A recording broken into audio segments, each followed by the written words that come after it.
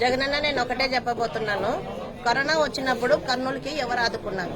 కర్నూలు ప్రజలకి ఎవరు చూసుకున్నారు?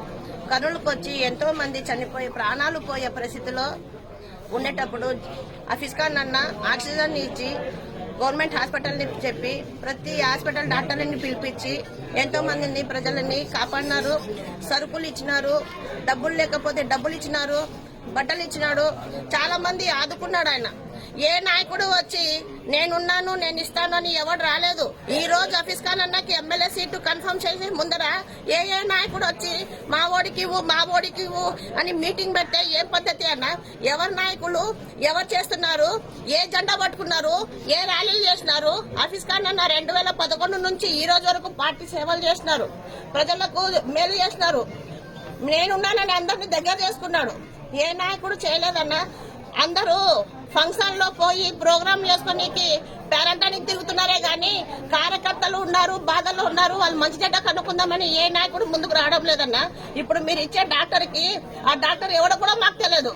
ఈ రోజు ఆయన ముఖం చూసినాం మేము. ఇన్నాళ్ళు చేసిన సేవలని మన ఆఫీస్కాన్ నేను దూరం వదిలేస్తే ఎట్లన్నా? జగనన్న, మీరు పార్టీలో కర్నూలు గెలిచాలి, భారీ మెజార్టీలో రావాలి అనుకుంటే ఆఫీస్కాన్ అన్నకి ఇవ్వండి. లేదు వేరే పార్టీ గెలిచాలి, కర్నూలులో వైసీపీ మూతపడిపోవాలి అంటే మీరు నచ్చిన వాళ్ళకి ఇచ్చుకోవచ్చు. ఇదేనా మేము చెప్పేది? మేము సిద్ధంగా ఉన్నాం. దేనికోసం? వైఎస్ఆర్ పార్టీ గెలవడానికి సిద్ధంగా ఉన్నాం, మూతపడడానికి కాదు. మీరు ఈ రోజు ఆఫీస్కాన్ అన్నకి సీట్ ఇవ్వడానికి ఆలోచిస్తున్నారు. రేపు పొద్దున మేము ఓటేపి ఏపీఎల్ జగనన్నకి అని మేము ఎలా ఆలోచించాలన్నా? మాకు కావాల్సింది ఆఫీస్కాన్ అన్న, మాకు రావాల్సింది ఆఫీస్కాన్ అన్న. ప్రతి ఇంటికి ఒక బిడ్డ కంపల్సరీ అన్న కావాలి కాబట్టి మేమందరం పోరాడుతున్నాం. జగనన్న సిద్ధంకి బస్సు కూడా అరేంజ్ చేసింది మా ఆఫీస్కాన్ అన్న. బస్సు యాత్ర మొదలు పెట్టింది మా ఆఫీస్కాన్ అన్న.